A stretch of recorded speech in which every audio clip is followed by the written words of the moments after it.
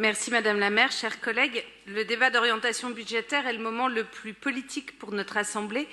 Politique au sens noble, parce qu'il est l'occasion de partager un cap, de défendre des priorités, de faire des choix.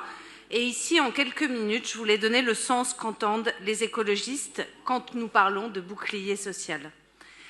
Les écologistes souhaitent renforcer les politiques publiques pour lutter contre les fractures sociales. Rappelons-le, les pauvres sont plus nombreux en milieu urbain et encore plus pauvres dans les grandes villes.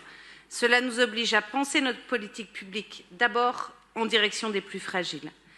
Ainsi, nous serons attentifs, et je vais faire une petite liste, notamment pour Paul Simandon, qui prépare le budget dans un mois, à la gratuité d'usage de nos places et nos rues, des parcs et jardins, attentifs à l'accès au logement, en particulier pour les jeunes, attentifs à l'accompagnement des personnes vulnérables et en grande précarité, notamment par l'insertion par l'activité économique, attentifs à tous les dispositifs qui mettent en œuvre plus d'égalité à l'école, attentifs aux politiques publiques qui renforcent les liens sociaux.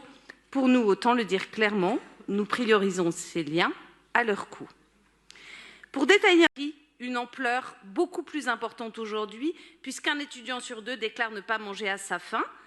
Et à Paris, nous concentrons beaucoup de formations de grande qualité d'enseignement supérieur, donc beaucoup d'étudiants, et notamment beaucoup en troisième cycle.